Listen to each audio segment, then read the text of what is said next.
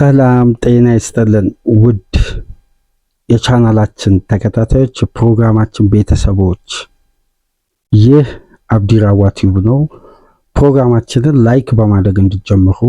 ላይክ ስታደርጉ የዚህን ፕሮግራም ተደራሽነት ተደማጭነት ከፍ ስለሚያደርግ ላይክ በማድረግ ፕሮግራማችንን እንዲጀምሩ በአክብሮት እየጋበዝን ይህንን ፕሮግራም ዛሬ ከፈታችሁ ወደ ቻናላችን ዛሬ መጣችሁ ሰብስክራይብ በማድረግ የደወል ምልክቷን ተጭናችሁ ቻናላችንን እንድትቀላቀሉ በአክብሮት እየጋበዝን ይህንን ፕሮግራም ከሀገር ውጭ የምታደምጡ የቻናላችን ተከታታዮች ድጋፋችሁን በሱፐር ስቲከር፣ ሱፐር ቻት፣ ሱፐር ታንክስ ለቻናላችን እንድታበረክቱ በአክብሮት እየጋበዝን በእንግሊዝ ፕሪሚየር ሊግ ትናንት በተደረገ ተጠባቂ ትልቅ ጨዋታ በኤሚሬትስ የሚካኤል አርቴታ አርሴናል ጣፋጩን በሲዝኑ የማይረሳ አስደናቂ ድል በቀድሞ ክለቡ በቀድሞ አሰልጣኙ ዴቪድ ሞይስ እና ኤቨርተን ላይ ጣፋጩን ድል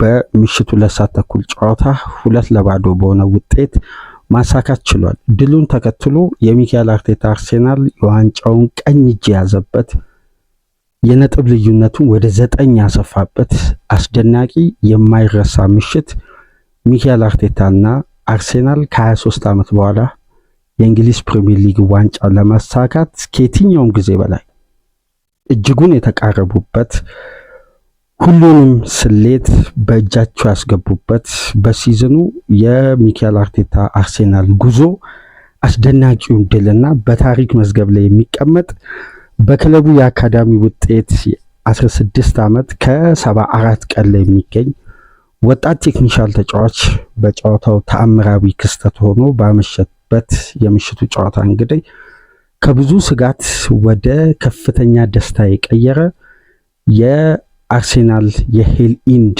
የአካዳሚ ውጤት ታሪካዊ ምሽት ማሳለፍ ችሏል። ማክሲ ዳውንማን በፕሪሚየር ሊግ እግር ኳስ ታሪክ ውስጥ ብቸኛ ተጫዋች ሆኗል። በ16 ዓመቱ ከ73 ቀን ላይ በፕሪሚየር ሊግ እግር ኳስ ታሪክ ታይቶ በማይታወቅ ሁኔታ ግብ በማስቆጠር አሸናፊ ቡድንን ሲያደርግ በታሪክ ለመጀመሪያ ጊዜ ነው። በዚህ ዕድሜ ታሪካዊ ድል አርሴናል አርቴታና ማክሲ ዳውንማን እንግዲህ አስደናቂና ልዩ ምሽት በዘንድሮ የውድድር ዓመት ከየትኛውም ጣፋጭ ድሎች መካከል በአንደኝነት የሚቀመጥ በአካዳሚ ተጫዋች የተገኘ ጣፋጭና እጅጉን አስደናቂ የሆነ ምሽት ነው አርቴታና አርሴናል ማሳለፍ የቻሉት። በዚህ ጨዋታ ዙሪያ ድህረ ጨዋታ ነጥቦችን በዚህ ፕሮግራም የመጀመሪያ ክፍል ቆይታ እናደርጋለን። ከሚካኤል አርቴታ የጨዋታ ስታይል፣ የመጨረሻ ደቂቃ ተአምር፣ ታክቲካል ሪስኮች ምን ያክል አርቴታ ለድል እንደሚያበቁ ባለፉት ዓመታት ሲፈራ ሲሰጋ የነበረውን ሪስኮችን በመድፈር 3 ነጥብ ወደ ኤሚሬትስ ወደ አርሴናል በማምጣት ልዩ ምሽት ማሳለፍ ችሏል። ለዚህም ለሚካኤል አርቴታ ክሬዲት መስጠት ያስፈልጋል። በሜዳ ውስጥ የታየው ውጥረት፣ ጭንቀት በደስታ የቀየረ ስለ ወጣቷም ተጫዋች ቴክኒሻን እንግዲህ 16 ዓመት ወጣት ተጫዋች በምሽቱ ውጤት ቀያሪ የጨዋታ ስታይልም ቀያሪ ሆኖ ባመሸበት አስደናቂ ምሽት ስለዚህም ተጫዋች የምናነሳ ይሆናል። ከዚህ ፕሮግራም በመቀጠል እንግዲህ በሌላኛው የፕሪሚየር ሊግ ጨዋታ ትናንት ምሽት በተደረጉ ቼልሲ በስታንፎርድ ብሪጅ በኒውካስል 1-0 የተሸነፈበትን በዋንጫ ፉክክሩ ላይ የሚገኘው የፔፕ ጋርዲዮላ ማንቸስተር ሲቲ እየመራ የነበረበትን ጨዋታ እንግዲህ በ1-1 ውጤት ማጠናቀቁን ተከትሎ የአርሴናል ድል በምሽቱ ጨዋታ እንግዲህ ድርብ ድል ነው መሆን የቻለው። የሲቲ ነጥብ መጣል አርሴናል ኤቨርተንን በብዙ ውጥረትና ጭንቀት የተሞላውን ጨዋታ በድል መወጣቱ 2 ድል በምሽቱ እንግዲህ አርሴናል ደጋፊዎች ማሳለፍ ችሏል። ከዚህ ፕሮግራም በመቀጠል የቼልሲና ኒውካስልን፣ ማንቸስተር ሲቲ ከዌስትሃም በለንደን የተደረገውን ጨዋታ በአንድ ፕሮግራም ይዘንላችሁ እንመጣለን። ዛሬ ከሚደረጉ ተጠባቂ ጨዋታዎች መካከል በአንፊልድ ሊቨርፑል ቶትናምን ያስተናግዳል። በኦልድ ትራፎርድ ማንቸስተር ዩናይትድ ቪላን የሚያስተናግድ ይሆናል። የቶፕ 5 የሻምፒዮንስ ሊግን ቦታ ይዞ ለማጠናቀቅ የሚደረግ ትንቅንቅ ነው። በእነዚህ ፕሮግራሞች እንግዲህ ከእናንተ ጋር ዕለተ እሁድን ቆይታ የምናደርግ ይሆናል። አሁን ለከፈታችሁ ላይክ እያደረጋችሁ የዚህም ፕሮግራም ተደራሽነት ተደማጭነት ከፍ እንድታደርጉ፣ አዲስ ከሆናችሁ ደግሞ ሰብስክራይብ በማድረግ የደወል ምልክቷን እንድትጫኑ፣ ከሀገር ውጭ የምታደምጡ ደግሞ በሱፐር ስቲከር፣ በሱፐር ቻት፣ በሱፐር ታንክስ ድጋፍ እንድታደርጉ የአክብሮት ግብዣችን ነው። ከፕሮግራማችን ከመጀመራችን በፊት ኢሳቅ ኡስማን በቀጥታ በውስጥ መስመር ደውለህ እንድታናግረን በአክብሮት እየጋበዝን አድማጫችን ኢሳቅ ኡስማንን እንግዲህ በዚህ ይህን ፕሮግራም ያደምጣል ብለን ተስፋ እናደርጋለን። ኢሳቅ ኡስማን እንድደውልልን የአክብሮት ግብዣችንን እናቀርባለን። ለውድ አድማጫችን ኢሳቅ ኡስማን ጨዋታው እንዴት ነበር? ምን አይነት አጋጣሚ፣ ምን አይነት ትዕይንት ነበር? የእንግሊዝ እግር ኳስ ሁሌም በአስደናቂ አጋጣሚዎች የተሞላ ለእግር ኳሱ ቤተሰብ የማይረሳ ትውስቶችን ጥሎ የሚያልፍ ልዩና ግዙፍ ውድድር ነው።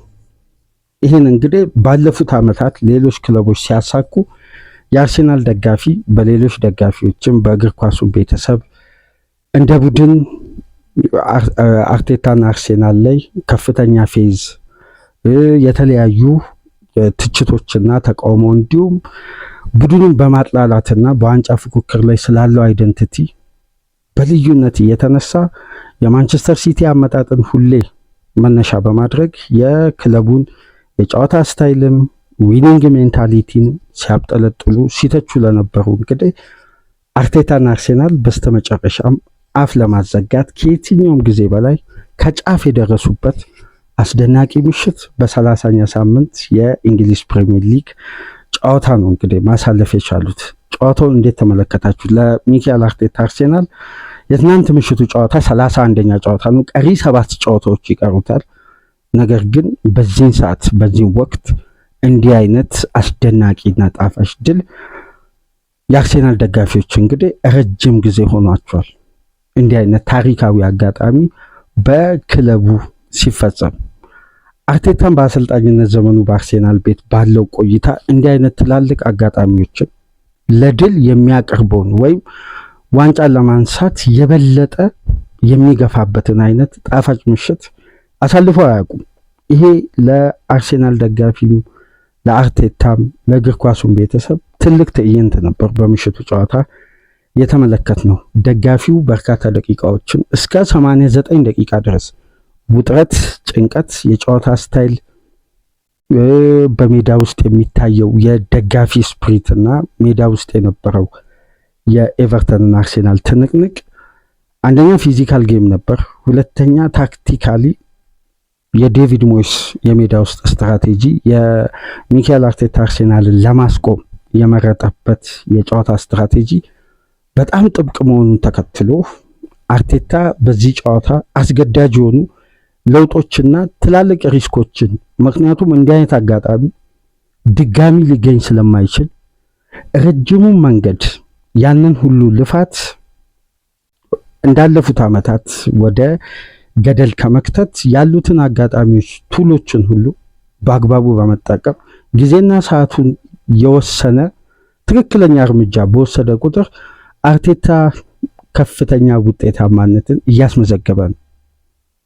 ከዚህ በፊት በደንብ በእንግሊዝ ሚዲያ ከምናደምጣቸው ጉዳዮች መካከል ስለ ኤክስፒሪየንስ እና ኢንጌም ማኔጅመንት ጨዋታን ለማሸነፍ የሚወሰድ ሪስክ ላይ አርቴታ ደፋር አይደለም፣ ይሄ ደግሞ አንዱ የሜንታሊቲ ክፍተት ነው በማለት አሰልጣኙን በልዩነት ያብጠለጥሉ ይተቹ ነበር። ባለፉት ዓመታት ክለቡ ሁለተኛ ለ3 ተከታታይ ዓመት ሲወጣ ያሉትን ጥንካሬ አስፍቶ ከመመልከት ይልቅ የቡድኑ ሜንታሊቲ እና የዋንጫ ጥንካሬ እስከ መጨረሻው ድረስ የመጓዝ አቅምን በተናጠል በማንሳት ሁሌም ትኩረታቸው የሚካኤል አርቴታ አርሴናል እስከ ፋይናል ስቴጅ ይሄድ እንጂ የመጨረሻ ገመዷን የመበጠስ አቅም የለውም በማለት እንግዲህ ፋይናል ስቴጅ ላይ ስላለው የአርሴናል ጥንካሬና ውጤታማ ጉዞ ላይ ሁሉም ጥያቄ ያስቀምጣሉ። በዘንድሮ የውድድር ዓመት ግን ከነዛ ጥያቄዎች የበለጠ አርቴታን በጨዋታ ስታይል፣ ስለ የፊት መስመር ተጫዋቾች ስለሚያስቆጥሩት የግብ መጠን፣ የተከላካይ ክፍሉ ያለው ጥንካሬና ኢንጌም ማኔጅመንት ላይ የሚታዩ አንዳንድ ጉዳዮችን በኔጌቲቭ በማንሳት እንግዲህ ትችቱ ከአርቴታ ውጤት ጋር ሳይሆን ከአርቴታ የጨዋታ ስታይል ጋር ሆኗል። ስለዚህ በየአመቱ ይሄን የመጀመሪያ የአሰልጣኝነት ዘመኑን በአርሴናል ለጀመረ ወጣቱ ስፔናዊ አሰልጣኝ ከፍተኛ የፈተና ጊዜያት ነበሩ ያለፉትም አመታት፣ ይህንንም የውድድር አመት። በስተመጨረሻ እንግዲህ ሁሉንም ጉዳይ ወደ ድልና ከፍተኛ ሙገሳ ለመቀየር ከየትኛውም ጊዜ በላይ ተጫዋቹና አሰልጣኝና ተጫዋቾቹ እንግዲህ የበለጠ የተቃረቡበት፣ ካሁን በኋላ የሆነ ተአምር ካልተፈጠረ በቀር አርሴናል የሊጉን ዋንጫ የማሳካት እድሉን ከየትኛውም ጊዜ በላይ ማስፋት ብቻ ሳይሆን ወደ ራሱ አጥብቧል። ከአርሴናል ውጪ የዘንድሮ የውድድር ዓመት የትኛውም ተጋጣሚ በዚህም ወቅት የውጤት ለውጥ፣ በቀሪ ጨዋታ ድል፣ ይሄ የዋንጫ ፉክክር ትናንት ምሽት ኤሚሬትስ ላይ በ4 ነጥብ የተዘጋ ነው የሚመስለው። ካሁን በኋላ ባሉ ቀሪ ጨዋታዎች የሲቲን ጥንካሬ ስንመለከት በትናንት ምሽቱ ጨዋታ በበርናባዩ የነበረው በኖቲንጋም ፎረስት የነበረው የፔፕ ጋርዲዮላ ማንቸስተር ሲቲን ተመልክቶ የሚካኤል አርቴታ አርሴናል በረጅም ርቀት የተሻለና ምርጡ ቡድን ስለሆነ በዚህም ወቅት እንግዲህ በ9 ነጥብ አስፍቶ በዋንጫ ፉክክሩ ላይ በ7 ነጥብ አንደኛ ደረጃ ላይ መቀመጥ የቻለበት ልዩ የውድድር ዓመት ነው። ይህንን ደግሞ የበለጠ ስኬቱንም ድሉንም ውበት ከሚሰጡት ትላልቅ ጉዳዮች መካከል የክለቡ የአካዳሚ ውጤት በአርሴናል ስኬት ላይ ከፍተኛ ትልቁን አሻራ ማስቀመጡ ነው። ይሄ የ16 ዓመት ከ74 ቀን ላይ የሚገኝ ቴክኒሽያን የግራኝ እግር ተጫዋች ከፈረንጆች ኦገስት ወር በኋላ ለመጀመሪያ ጊዜ በፕሪሚየር ሊግ በተሰለፈበት ደቂቃዎችን ባገኘበት ምሽት እንግዲህ ተአምረኛ አስደናቂ ተጽዕኖን በዚህ እድሜ ትልቁን ኃላፊነት ትልቁን ጨዋታ ያውም ወደ ዋንጫ አንድ ስቴፕ ሊያቀርብ የሚችል ካልሆነ በተቃራኒው ወደ ኋላ ሊጎትት የሚችል ትልቅ ሪስክ ያለው ጌም ላይ ሚካኤል አርቴታ ይህን ኃላፊነት ረጅም ዓመት የፈጀውን ፕሮሰስ ያለ ስኬት በየዓመቱ በተመሳሳይ ጉዳይ መተቸት እንግዲህ ከዚህ በላይ ሊበቃ ይገባል ብሎ ሪስኮችን ታክቲካል ጄኑን የሆነበትን መንገድ ተጠቅሞ በአግባቡ ተጠቀመ። ይህን ጉዳይ ፍሬ አፍርቶ እንግዲህ ከየትኛውም ጊዜ በላይ አርሴናል የፕሪሚየር ሊጉን ዋንጫ ወደ መደርደሪያው ለማስገባት ጥቂት የራሱን ጉዞ የሚያጠናክርበት፣ በዚህ ጉዞ የሚቀጥልበት፣ በዚህ ፐርፎርማንስ የመቀጠል ብቻ እድል ያለው ምርጡን አጋጣሚ ክለቡ መፍጠር ችሏል በአካዳሚ ውጤት። ጨዋታውን እስቲ እንዴት ተመለከታችሁት? ከመጀመሪያ 45 ሁለተኛ 45 እስከ 89ኛ ደቂቃ ድረስ የዛ ወጣት ተጫዋች የዛ ብላቴና ተአምራዊ እንቅስቃሴ እስከሚፈጠር ድረስ አርሴናልና አርቴታ በሜዳ ውስጥ የነበራቸው ተጽዕኖና የነበራቸው አስተዋጽኦ ምናልባት የጨዋታውን ግለትም ስሜትም ታክቲካል ሂደትም በደንብ ለመረዳት ሜዳ ውስጥ ያለው ቴንሽን ከደቂቃዎች ከፍ እያለ ውጥረት ውስጥ ደጋፊን የከተተ ደጋፊው በብዙ መልኩ አዝኖና ተጨንቆ የተመለከተው ጨዋታ ነበር። አብዛኛውን ደቂቃ ከረፍት በፊት ከነበሩ እንቅስቃሴዎች ውስጥ የመጀመሪያ አወዛጋቢው ጉዳይ እንግዲህ ማይክል ኪን ካይ ሃቨርት ላይ የሰራው ጥፋት በቀጥታ ወደ ግብ እየተንደረደረ ያለ ጀርመናዊን ተጫዋች ነው እንግዲህ በቀጥታ ኳሷን ሳይሆን አካላዊ ንክኪ ፈጥሮ የበለጠ አድቫንቴጅ ለኳሱ 100% የነበረውና ወደ ኳሱ የቀረበው ተጫዋች የአርሴናሉ ካይ ሃቨርት ሆኖ እያለ ነው እንግዲህ ከኋላ ነው ፋውሉን መስራት የቻለው ማይክል ኪን። ያንን ኳስ እንግዲህ ዳኛው አስቀጥሎ ቪአርም በዳኝነቱ ውሳኔ ተስማምቶ የተስማማበትን ሪዛልት ምናልባት በጨዋታው አስተላላፊ ኮሜንታተሮች ካደመጣችሁ የማይክል ኪን ተች ሶፍት ተች ነው፣ ሶፍት ንክኪ ነው። በዚህ ደረጃ የተጫዋቹን የማጥቃት እንቅስቃሴም ሆነ ባላንስ የሚያስት አግሬሲቭ ራሽ ቻሌንጅ አይደለም። ስለዚህ ለፔናልቲ የሚጋብዝ ጥፋት አይደለም በሚል ነው ቪአሩ በድጋሚ ምልከታ ዳኛው እንዳይመለከትና ጨዋታው ዳኛው በወሰነው ውሳኔ እንዲቀጥል ያደረጉት። በእነዚህ እንቅስቃሴ መሃል የበለጠ የሚካኤል አርቴታ አርሴናል መረጋጋት መስከን ጨዋታው ላይ እንግዲህ የነበረው አካላዊ ፍትጊያና ጥብቅ የነበረውን ሎ ብሎክ ለማስከፈት ከረፍት በፊት በእጅጉ ተቸግሮ፣ በተቃራኒው ደግሞ ሁለት ትላልቅ አጋጣሚዎች ተፈጥረው በኤቨርተን በኩል ማክኒል ያደረገው ሁለት ሙከራ ከባድ አደጋዎችን ፈጥሮ ከረፍት በፊት በተሻለ ሁኔታ ሜዳ ውስጥ የተንቀሳቀሰው ወይም ይዞ በመጣ የጨዋታ ስትራቴጂ ውጤታማ የነበረው ቡድን ኤቨርተን ነው። እንግዲህ በጨዋታ አድቫንቴጅ አይውሰድ እንጂ በሙከራም አርሴናልንም በማስቆም በኩል የተደራጀ የመከላከል ጥንካሬ፣ በተመሳሳይ በማጥቃቱ በኩል ትላልቅ አደጋዎችንም በመፍጠር በነ ማክኒል አማካኝነት የተፈጠሩ ትላልቅ አጋጣሚዎች የበለጠ አርሴናልን አለመረጋጋት ውስጥ ከቶ ነበር። አንደኛው አጋጣሚ እንግዲህ ሪካርዶ ካሊፊዮሪ በአስደናቂ ብሎክ ያተረፋት ኳስ የማክኒልን፣ በተመሳሳይ ሁለቱንም ትላልቅ አደጋዎችን መሞከር የቻለው ማክኒል ነበር።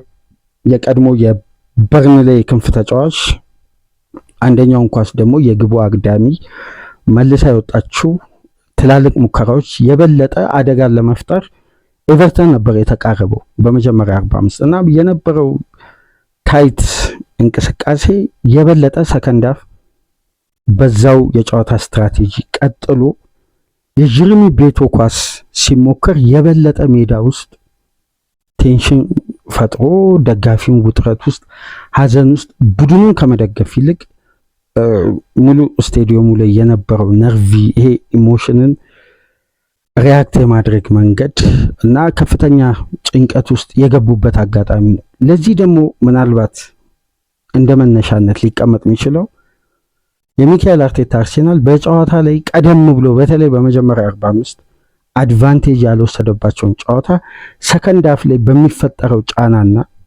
ተጋጣሚ በሚፈጥረው የማጥቃት እንቅስቃሴ በአብዛኛው ለአደጋ ተጋላጭ ሲሆን በዘንድሮ የውድድር ዓመት ተመልክተናል። ሁለተኛ 45 ውጤት ለመቀየር ቡድኑ በብዙ መልኩ ጫና ውስጥ ይገባል። በተለይ ከደጋፊ ሜዳ ውስጥ ያለው ሪያክት ከቡድኑ ጎን ቆሞ ከፍተኛ ድጋፍና ተጫዋቾችን ከማነሳሳት ይልቅ የሚፈጠረው ቴንሽን የበለጠ ተጫዋቾችን ጫና ውስጥ ከቶ በአንዳንድ አጋጣሚዎች የሚታዩ ፍሪ ስፔሶችም እያሉ የሚደጋገም ፓሶች ሲደረጉ የሜዳ ውስጥ ከፍተኛ ተቃውሞ የራሳቸው ተጫዋቾች ላይ ይሰማል። በዛም ወቅት ተጫዋቾች እንግዲህ ትኩረታቸውን የሜዳ ውስጥ እንቅስቃሴ ያጡና ለጫና ይዳረጋሉና የጀረሚ ቤቶ ሙከራ ከረፍት መልስ ሲደረግ በደንብ አስተውላችሁ ከሆነ በስቴዲየም ውስጥ ተቃውሞ አዘል አስጨናቂ ሁኔታዎች ነበሩ እና በዛን ሰዓት ነው እንግዲህ ሚካኤል አርቴታ የጨዋታውን ትላልቅ ሪስኮችን ለመውሰድ ድፍረት ባለፉት ጊዜያት የአርሴናል ደጋፊዎች ሲቃወሙ ሲተቹ ወይም ከፍተኛ ትችት ሲሰነዝሩበት ከነበረው ጉዳይ መካከል ያሉትን ቱሎች አሟጦ መጠቀምና ሆም አድቫንቴጅ ላይ ግብን ለማስቆጠር አድቫንቴጅን ለመውሰድ የትኛውንም አይነት አማራጭ መድፈር አለበት በሚል እንግዲህ ከፍተኛ ጥያቄዎች ያስነሳሉ። በዛም ወቅት ነው እንግዲህ የመጀመሪያ የጨዋታው ልዩነት የፈጠረው አስደናቂውን ወጣት ተጫዋች 74ኛ ደቂቃ ላይ ትልቁን የጨዋታን ሪስክ በቅርብ ሳምንት ውስጥ አርሴናል ካደረጋቸው ጨዋታዎች ውስጥ በአጠቃላይ ከተመለከታችሁ የአማካይ ክፍሉ ላይ ከሚታዩ ድክመቶችና በተጋጣሚ ከሚወሰድበት ብልጫ አንዱ ማሳያ በተደራራቢ ጨዋታ ጫና በፊዚካል ጌም ውስጥ ረጅሙን ክፍለ ጊዜ በዘንድሮ የውድድር ዓመት በሜዳ ውስጥ ቆይታ ያደረጉ የፕሪሚየር ሊግ አማካዮች መካከል ማርቲን ዙቢመንዲ እና ደክላን ራይስ አንደኛና ሁለተኛ ላይ ነው የተቀመጡት አብዛኛውን ደቂቃ በመጫወት። የዙቢመንዲ ደግሞ ይህን ፕሪሚየር ሊግ በፍጥነት አዳፕት አድርጎ ለአርሴናል የአማካይ ክፍል አስደናቂ ጥንካሬና ብልሃትን ፈጥሯል። ነገር ግን የተደራራቢ ጨዋታ ጫናና የፊዚካል ኢንቴንሲቲን በስፔን ላሊጋ በዚህ ደረጃ አዳፕት አላደረገም። ስለዚህ የተወሰኑ መዛል የተወሰኑ በሜዳ ውስጥ በሚኖሩ ኢፌክቲቭ እንቅስቃሴና የተጫዋቹ አቅም ላይ የሚስተዋሉ መዳከሞች አሉ ራይስን ጨምሮ።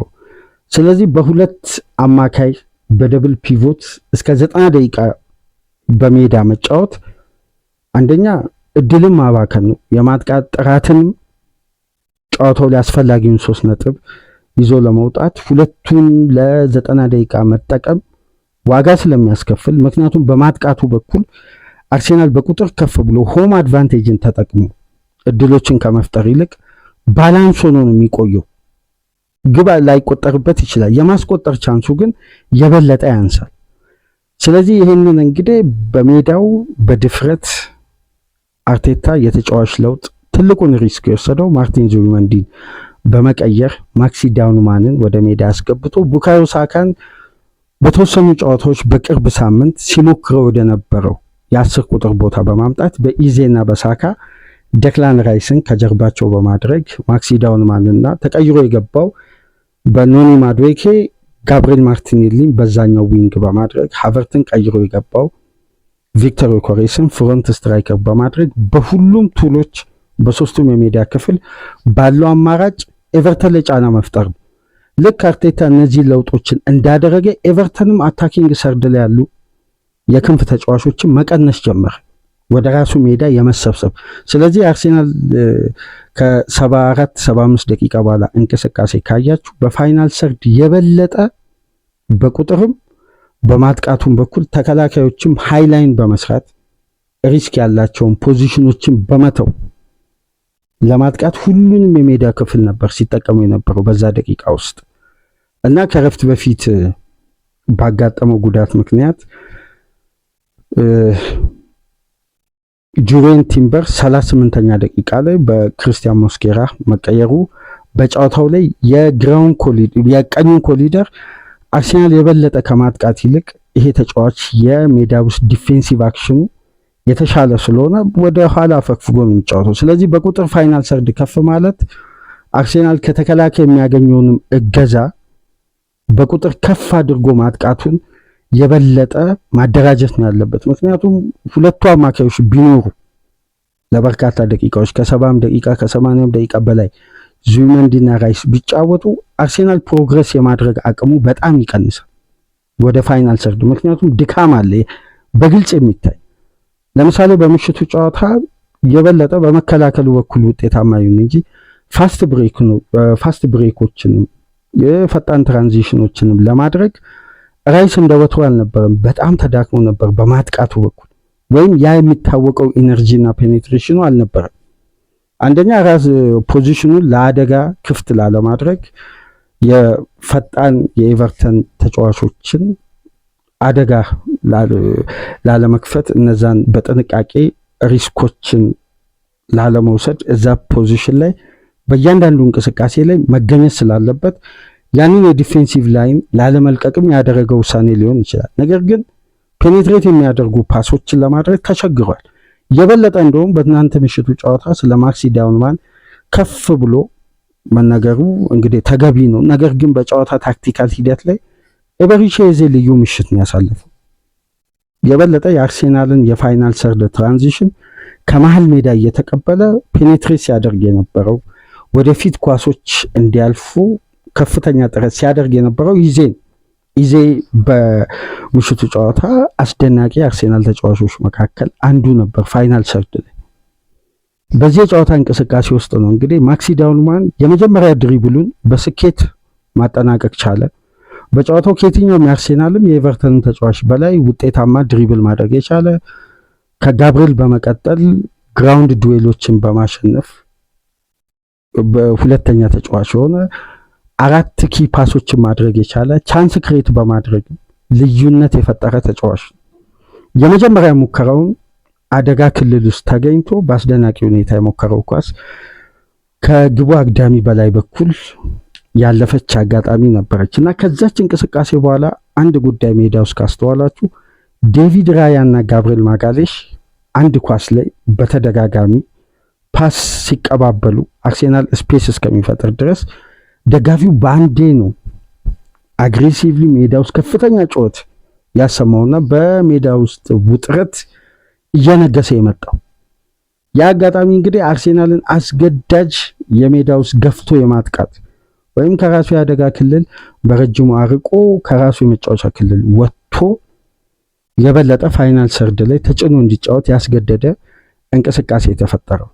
በዚህ መሀል ነው እንግዲህ የኤቨርተን ከ78 ደቂቃ በኋላ እድሎችን ለመፍጠር ቻንሶችን ክሬት ለማድረግ እየቀነሰ እየወረደ መጥቶ በአንድ አጋጣሚ ነው እንግዲህ ሙስኬራ በሰራው ፋውል የተገኘች ቅጣት ምትን ማይክል ኪን በሄዲንግ የሞከራት አስደንጋጭ ሙከራ። ከዛም በኋላ እንግዲህ አርሴናልን ብቻ ነበር የተመለከትነው። ኤቨርተን ሲከላከል፣ አርሴናል ሲያጠቃ እድሎችን ለመፍጠር ሁሉንም የሜዳ ክፍል ወረራ በማድረግ ነበር።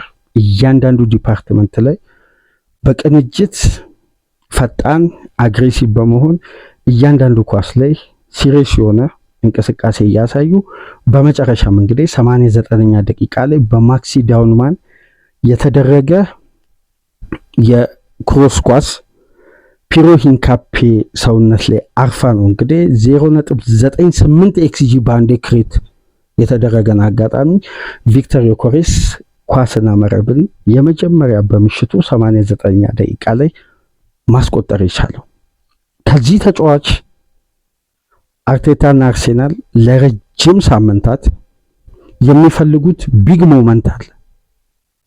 ይሄ ተጫዋች የተገዛበት የቡድኑ ኤክስ ፋክተር ለመሆን ፋይናል ሰርድ ላይ የሚጠበቀውን ኳሊቲ እና በተገቢው ቦታ ተገቢውን ውሳኔ እየወሰነ እነዛ ቻንሶችን ወደ ግብ እንዲቀይር አርሴናሎች እንግዲህ አሰልቺ በሆነ የዝውውር ሂደት ያመጡት ስዊድናዊ አጥቂ እንግዲህ በምሽቱ ድል የራሱን አሻራ በዋንጫ ፉክክሩ ላይ የበለጠ ማሳረፍ የቻለበት ከማይረሱ ምሽቶች መካከል ምናልባት በአንደኝነት የሚቀመጠው የምሽቱ ኤቨርተን ድል ነው። በዛ ድል ላይ ደግሞ ቪክተር ዮኬሬስ ኳስና መረብን በማገናኘት የመጀመሪያ ግብን መክፈት የቻለበት ትልቅ አጋጣሚ፣ ለተጫዋቹ ትልቅ ክሬዲት እዛ ፖዚሽን ላይ መገኘት። በተጨራረፈ እንቅስቃሴ ውስጥ አንድን የግብ አጋጣሚ በፍጥነት ክለቡ ትልቅ ግብ የሚፈልግበት ደቂቃ ላይ ያንን አጋጣሚ መጠቀም ዮኬሬስ አርሴናል ሲፈልገው የነበረው አንዱ በሲክስ ያርድ ውስጥም ሊሆን ይችላል፣ በተጋጣሚ ቦክስ በየትኛውም የአደጋ ክልል ውስጥ በእንደነዚህ አይነት ሞመንቶች ላይ መገኘት ነው። ይህን ደግሞ በትናንት ምሽት ጨዋታ ከቤንች ላይ ተነስቶ በልዩነት የመጀመሪያ የጨዋታዋን ግብ በማስቆጠር እንግዲህ በውድድር ዓመቱ በሁሉም ውድድሮች 16ኛ ግቡን ያስቆጠረበት ምሽት ሆኗል። ቪክተር ዮኬሬስም አርሴናል 89ኛ ደቂቃ ላይ ይሄ ቻንስ ፕሪ አሲስት ተብሎ ነው የሚያዘው። ምክንያቱም ከማክሲ ዳውንማን የተደረገች ክሮስ ወደ መሬት አልወረደም። የፒሮ ሂንካፔ ሰውነት ላይ አርፎ ነው ቪክተር ዮኬሬስ እግር ጋር መድረስ የቻለውና በግቡ ላይ ቀጥተኛ ተሳትፎ ከሂንካፔ እንቅስቃሴ ቀደም ብሎ ማድረግ የቻለው ይሄ የ16 ዓመት ከ74 ቀን ላይ የሚገኝ አስደናቂ ቴክኒሻል ተጫዋች። አርሴናል ለወደፊት ትልቁን ሱፐርስታር ከወዲሁ ማግኘት ችሏል። ትልቁን ሱፐርስታር አርሴናል ቀዳሚ ሆነ 1-0 89ኛ ደቂቃ ላይ። ጨዋታው ቀጥሎ እንግዲህ 6 ደቂቃ ተጨመረ። በእነዚህ 6 ደቂቃዎች ውስጥ የሚካኤል አርቴታ አርሴናል ለአደጋ ተጋላጭ ሆኖ ኤቨርተኖች ወደፊት ከራሳቸው መጫወቻ ክልል ወጥተው ለማጥቃት በሚያደርጉት ጥረት የተገኘች አንድ ኮርና ነበረች። የመጨረሻ የጨዋታው እንቅስቃሴ ያቺን ኮርና ለመሻማት እንግዲህ ፒክፎርድ የራሱን የግብ ክልል ለቆ ኮርናውን እንግዲህ በተጨማሪ ኃይል ለማስቆጠር ወደ አርሴናል የአደጋ ክልል ፋይናል ሰርድ የመጫወቻ ቦክስ ውስጥ በመገኘት ያንን ክሮስ ኳስ ለመጠቀም ነበር ፒክፎርድ ከራሱ የግብ ክልል ወጥቶ ወደ አርሴናል የግብ ክልል ኮርናውን ለመሻማት ሄደው። በዚህ አጋጣሚ ነው እንግዲህ ታሪካዊ ምሽትና ታሪካዊ ድል እንዲሆን ያደረገ አስደናቂ ቴክኒክና ግብ ነው የተመለከትነው። ጋብሪኤል ማርቲኔሊ ኳሷን ጨረፈ። በዛ አጋጣሚ በደንብ የእግር ኳሱ ቤተሰብ ምናልባት ልብ ብላችሁ ከተመለከታችሁ ቴክኒሻን ተጫዋቾች በተለይ የግራኝ እግር ተጫዋቾች አንድን ድሪብል አንድን የሜዳ ውስጥ እንቅስቃሴ በተናጥል 1v1 ሲገናኙ የተጋጣሚ ተጫዋች የሚያልፉበት ስኪል ሁሌም ለተከላካይ ወይም ያንን ኳስ ለመከላከል የሚሄደው ተጫዋች ሁሌም የማይገመት ነው። የቀኝ እግር ተጫዋች ወደ አመቹ ፖዚሽን ሊቀይር የሚችለው፣ የግራኝ እግር ተጫዋች ግን ወደ የትኛው ፖዚሽን እንደሚሸውዱላ አይታወቅም። ለዛ ነው የግራኝ እግር ተጫዋቾች በአብዛኛው ቴክኒሻን የሚሆኑት። እና አንድ ተጫዋች ማክሲ ዳውንማን አልፎ ባዶ ግብ ነው ያገኘው። ያችን ግብ በማስቆጠር የአርሴናልን ድል የበለጠ ጣፋጭና ማራኪ የማይረሳ ምሽት እንዲሆን በታሪክ ላይ እንዲሰፍር ያደረገች አስደናቂ ሁለተኛ ግብ ከቤንች ላይ በመነሳት በፕሪሚየር ሊግ እግር ኳስ ታሪክ ላይ 16 ዓመት ከ73 ቀን ላይ የተገኘ ወጣት ተጫዋች በፕሪሚየር ሊግ እግር ኳስ ታሪክ ግብ አስቆጥሮ አያውቅም።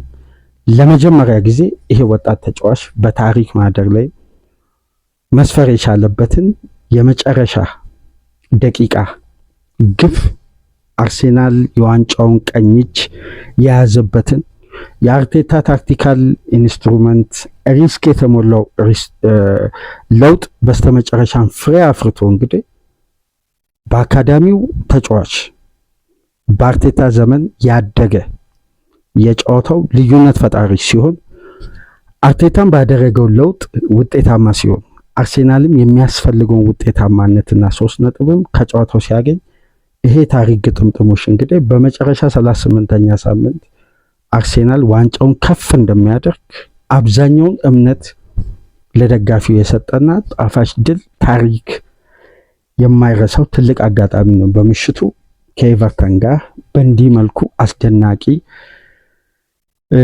ልዩነት ፈጥሮ ይሄ ወጣት ቴክኒሻን ብላቴና እንግዲህ የወደፊት የአርሴናል ትልቁ ሱፐርስታር። አሁን አርሴናል በቦታው ላይ በዴብዙ ልክ ኳሊቲ ማሳደግ አንደኛው ትልቁ አቅም ሆኗል። ተመልከቱ፣ በዛ ፖዚሽን ላይ ቋሚ ነው የሚጫወተው ቡካዮ ሳካ አለ። በተጨማሪም ኖኒ ማዱዌኬ መጫወት ይችላል። ኢተን ውሰት ላይ ነው ያለው። ከውሰቱ ሲመለስ እዛ ቦታ ላይ ማገልገል ይችላል። አሁን ማክሲ ዳውንማን መጥቷል። አርሴናል ያሉትን የግራኝ እግር ተጫዋቾችና የቴክኒክ አቅማቸውን ተመልከቱ። እዛ ኤሪያ ላይ ይሄን ተጫዋች አርቴታ እንደ ሐሰተኛ 9 ቁጥር መጠቀም ይችላል። ከአጥቂ ጀርባ መጠቀም ይችላል። አሁን ብቃቱን የማጎልበትና እድገቱን የመጠበቅ ትልቅ ኃላፊነት ብቻ ነው ከክለቡ የሚጠበቀው።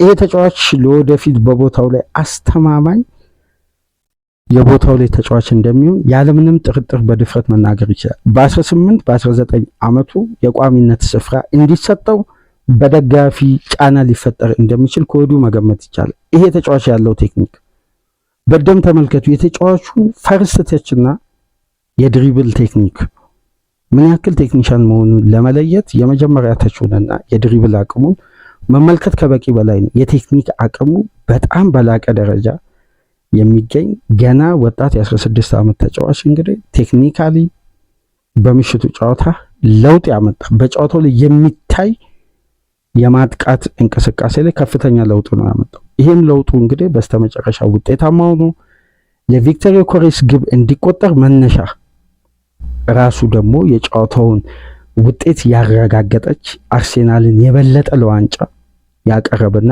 የዋንጫውን ቀኝ እጅ የያዘበትን አስደናቂ የማይረሳ ምሽት እንዲያሳልፉ እንግዲህ አርሴናል ደጋፊዎች የፈጠረ ተአምራዊ የግራኝ እግር ቴክኒሻል ተጫዋች ነው። ስለዚህ ተጫዋች በሌሎች ፕሮግራሞችም በተናጠል ከእድገቱ ባለፉት ጊዜያት ያጋጠመው ጉዳትና ሳይኮሎጂካሊ ይሄ ተጫዋች በእጅጉ አዝኖ በነበረበት ወቅት የክለቡ ስታፍና አርቴታ የትኛውንም ተጫዋች በዚህ ደረጃ ተከታትለው ሄደው ሁሉንም ተጫዋች ይከታተላሉ። ሄደው ያለበትን ወቅታዊ ሁኔታ ፕሮግረስ ምናምን ይጠይቃሉ። ግን እንደ ማክሲ ዳውንማን የአርሴናል ስታፍና አርቴታ ሄደው የተከታተሉት ተጫዋች እና ሳይኮሎጂካሊ ተጫዋቹ ወደ ትሬኒንግ ሲመለስ አርቴታ ራሱ በደስታ ነበር ሲገልጽ የነበረው። እንደውም በአንዳንድ ጉዳዮች ሚካኤል አርቴታ ምንተችበት አንዳንድ መመዘኛዎች አሉ። ለአካዳሚ ተጫዋች ስላለው አጠቃቀምና የሚሰጠው ደቂቃ ላይ ሁሌም የተወሰኑ ሀሳቦች ላይ የምናነሳቸው ነጥቦች አሉ። አካዳሚ ተጫዋች ላይ ያለው እምነት አነስተኛ ነው ስንል ነበር። ግን የነ ማክሲ ዳውንማን አይነት ቴክኒሻል ተጫዋቾች አርቴታ ባያምን ራሱ የሚያስገድድ ቴክኒክ ያላቸው አማራጭ አቶ የማሰለፍ ግዴታ ውስጥ ይገባል። ላለማሰለፍ ምክንያቶችን ሊያጣ ይችላል በእነዚህ ተጫዋቾች ቴክኒካል አቅም። ይህም ደግሞ በምሽቱ ጨዋታ ተቀይሮ ገብቶ በሜዳ ውስጥ ማድዌኬና ሳካ በሁለቱ ዊንግ የተቸገሩበት ማርቲኔሊ ገብቶ ኢፌክቲቭ ለመሆን ወደ ሪትሙ ለመምጣት በተቸገረበት ምሽት ይሄ 16 ዓመት ተጫዋች ለቡድኑ ቢግ ሞመንት በር ከፋሽ ሲሆን እንደነዚህ አይነት ተጫዋቾችን እንግዲህ ቤንች ላይ ረጅሙን ደቂቃ ማስቀመጥ በራሱ አርቴታ ራሱ ለጫና መፍጠር። ስለዚህ በቦታው ላይ አስደናቂ እድገት ብቃቱን ጠብቆ ለዚህ ተጫዋች የሜዳ ውስጥ ኃላፊነት መስጠት አርቴታ ሊያስወቅስ ሳይሆን ሊያስመሰግን እንደሚችል እንግዲህ ተጫዋቹ ለአርቴታም ለደጋፊዎችም ትልቅ ደስታና ሐሴት የጫረበት ምሽት ሆኗል። አርሴናል በዘንድሮ የውድድር ዓመት ስለ ዋንጫ ስኬቱ ዶኩመንተሪም ታሪካዊ አጋጣሚ ደጋፊም በትውስታ መልክ ሲያነሱ ይህንን ጨዋታ በአንደኝነት ሊያነሱ የሚችሉበት አስደናቂ ምሽት ነው አርቴታና ልጆቹ ማሳለፍ የቻሉት። ማክሲ ዳውንማን ደግሞ አብረቅራቂው ኮከብ ሆኖ ያመሸበት አስደናቂ ምሽት ነው። ለማንኛውም ዴቪድ ራያ በ39 ጨዋታ እንግዲህ 20 ክሊን ሺት የጠበቀበት ምሽትም ሆኗል። ይሄ ደግሞ በአምስቱ ትላልቅ ሊግ ብቸኛ ግብ ጠባቂ ያደርገዋል። በአጠቃላይ የአርሴናልን ድል የበለጠ ጣፋጭና ልዩ ምሽት ነበር። የሲቲ ነጥብ መጣል አርሴናል በ9 ነጥብ ማስፋቱ ከየትኛውም ጊዜ በላይ ዋንጫው እንግዲህ ወደ ኤሚሬትስ ጉዞውን መጀመሩ የበለጠ ያሳየበት ምሽት ነውና የአርሴናል ደጋፊዎች ከማይረሷቸው ትላልቅ አጋጣሚዎች ውስጥ አንደኛ የሆነውን የምሽቱን ድል በእንዲህ መልኩ አሳክተዋል። የአርሴናል ደጋፊዎች እንኳን ደስ አላችሁ እያለን በሁለተኛ ክፍል ፕሮግራማችን ተመልሰን እንመጣለን። በዚህ ፕሮግራም እንግዲህ ላይክ እያደረጋችሁ ይህን ፕሮግራም ተደራሽ እንድታደርጉ፣ አዲስ የሆናችሁ ሳብስክራይብ፣ ከሀገር ውጭ የምታደምጡ በሱፐር ስቲከር፣ በሱፐር ቻት፣ በሱፐር ታንክስ ድጋፍ አድርጉ።